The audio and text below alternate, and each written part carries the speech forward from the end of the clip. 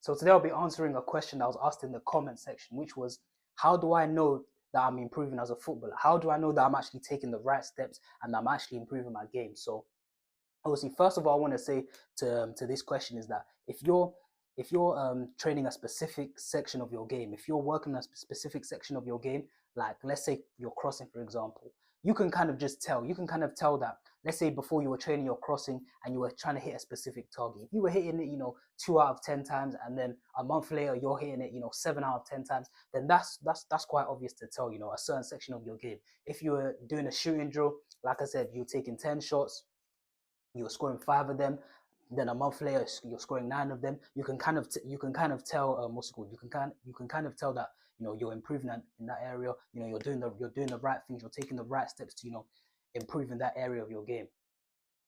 However, overall, in my opinion, the main way to tell that you're just improving as a whole, as a holistic footballer, in my opinion, is that the game sort of feels slower to you. Whatever level you're playing at, if the game sort of starts to slow down, and you start feeling comfortable playing, you get the ball, and then you're making quick decisions, you're making the right passes, and the game sort of slows down to you.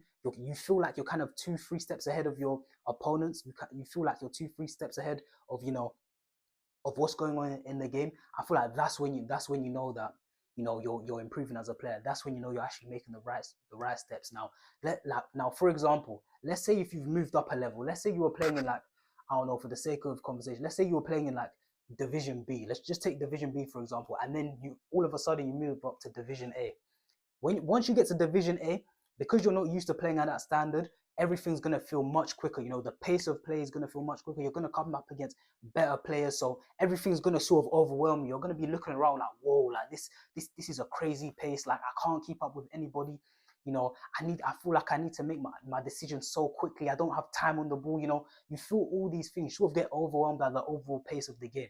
However, what happens when you start playing more games in that league? You start playing more games. You start playing more games. Eventually, you get used to the speed of play. You get used to the intensity, and once you feel like, okay, I can handle this intensity, like it doesn't really phase me, and it starts to feel easy for you. You start to look around and you're like, hey, I'm comfortable at this level. Like I belong here. Once you start to feel like you belong here, before before you got the ball and you didn't really know what to do with it, you're like, oh my days, like, you feel like you're getting pressured all the time. It felt like there was two guys coming at you every single time you got the ball.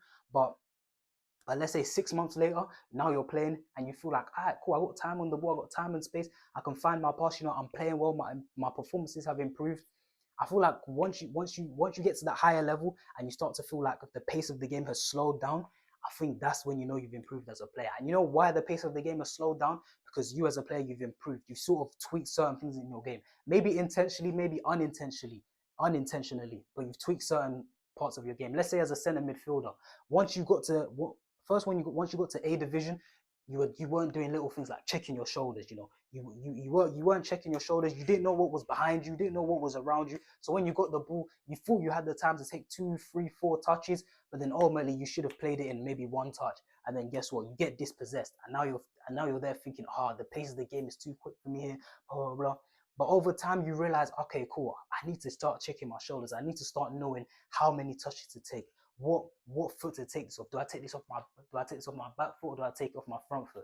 Just little things like that. Through your experience in playing in the higher league, you're eventually gonna start working it out, start figuring it out, and then boom, that's how you actually start finding yourself having more time and more space. Maybe it's more just what sort of runs to make. You learn to make double movements. So maybe you go towards the ball this way, and then you sort of pull out this way, quickly ask for the ball, and then you quickly move it on. Just little things like that.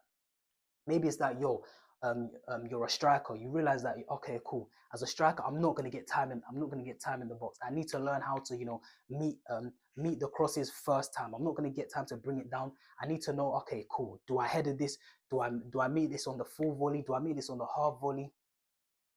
What positions do I take up? When do I need to be in the middle? It's just little certain things that you learn over time once playing in that higher league, and then the game just sort of feels easy to you. Maybe as a striker, when you first took that leap into A division, you were rushing your shots, or maybe you were taking too long with your shots. Maybe, like, again, you're getting played through, and maybe you took 2 or 3 extra touches that you didn't need. Whereas 6 months later, once you're playing in that league, you know, okay, cool. In this situation, I need to take 1 touch. In this situation, I need to take 2 touches. And it's all just through experience, because, you know, this is a good thing about making mistakes, is that mistakes teaches you lessons.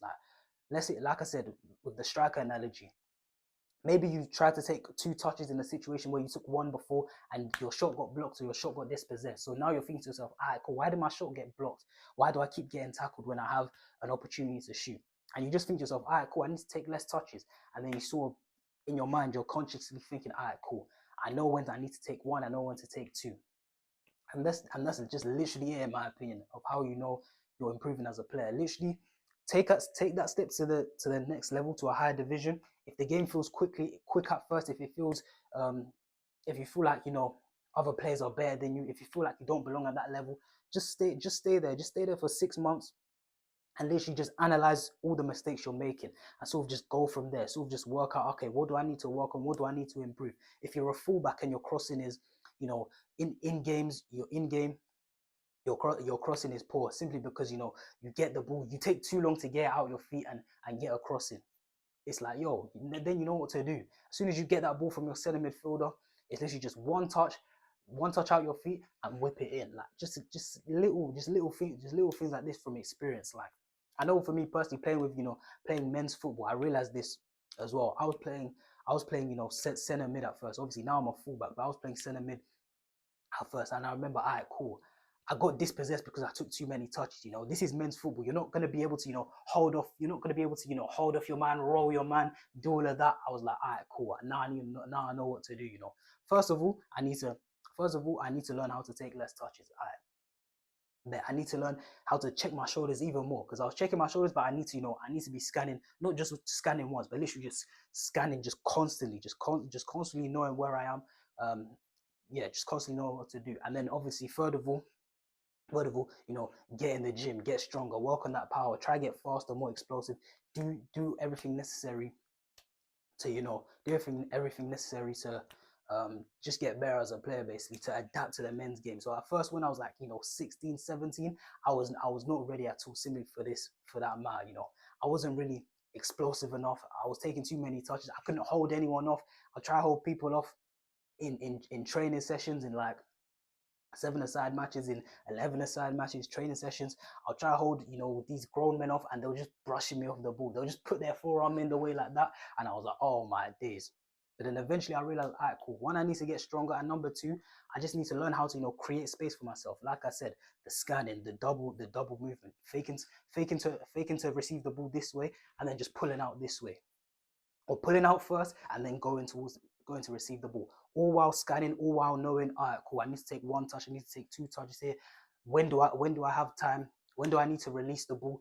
When, if the ball drops to me on the edge of the box, do I have to hit this first time? Or do I have time to take a touch? When my teammate lays me off for a shot, like, as again, outside of the box, can I take the touch here, or do I need to just hit? Do I need to just hit first time? Just little things like that you learn from experience, in my opinion. So that's the main way you know you're improving as a player. Is that you make that leap. You might struggle at first, but as soon as you feel comfortable, as soon as you feel, okay, cool, I'm getting now, you know, I feel comfortable at this level. As soon as you feel you're comfortable at this level, try go through the next level again. Try play at an even higher level, and then you'll see the same thing will happen. You know, you'll struggle at first, but then you learn from your mistakes, and you learn how to adjust your game. You tell yourself, all right, cool, this is happening, it's not a good thing. Okay, how do I fix it? What do I need to do? What do I need to work on? What do I need to improve? And you just learn through trial and error. You learn from your mistake, you learn from experience. But like I said, it's mainly just the speed of play.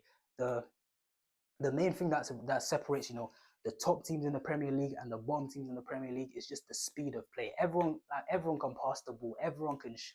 Everyone can take a free kick. Everyone can dribble in the Premier League. Let's be honest. But it's just the speed. It's just the speed, the swiftness, just, yeah, just the accuracy that people play at. I remember Troy Deeney was talking about this on a podcast, where when he was in the championship with Watford, they all thought they were the guys. You know, they just won the championship, dominated. They thought they were the guys. However, they went up to the Premier League, and they were playing teams like Man City, and Troy Deeney was like, yo, even the way the ball sounds when they're passing the ball, it's just different. He was just saying, yo, they're 2-3 steps ahead of you. I remember another guy was saying that, I think he was playing Chelsea or something, when they had Drogba, Lampard, and it was just the same thing. Even the way the ball sounds when they zip it about, it's just different. It's just different. That the touches are just crisp, and you just can't get near them. When you start playing against the big boys, we got a few times by City and Liverpool. Yeah. Well, the big one, you was there, I weren't there for that, but that's why, isn't it? Yeah.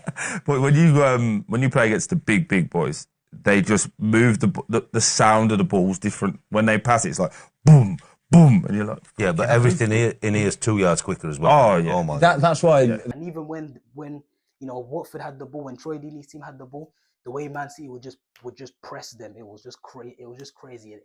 They said that, it felt like we didn't have any time on the ball. It feels like as soon as we were on the ball, 3 guys were just around us. They didn't really know what to do. And normally that's just the separate, just increasing your speed of play. And obviously this is a combination of your technical ability, but mostly I feel like it's your mind, because if you actually start learning how to start learning how to actually create space for yourself, trust me, create space for yourself, then you have the whole pitch open to you. Then you can actually do what you need to do. And I always look at a guy like Toni Kroos, like I was looking in his last season with Real Madrid, even in the Champions League final, the way this guy was just getting on the ball and just dictating. I was thinking, why does it look like he has so much time just to pick a pass to Rodrigo, to Vinicius? Why does it look like he has so much time? But he's just clever. Same with Modric. They just know, they've been in the game a long time. They just sort of know, what movements to do and when to do it. Just how to create space for themselves, what to do when they're on the ball, how to know if someone's pressing them. Do they need to play that ball first time, or can they take a touch? Just little things like that. So that's all I've got to say for this vid. I hope you enjoyed. I've been JT, and I'm out.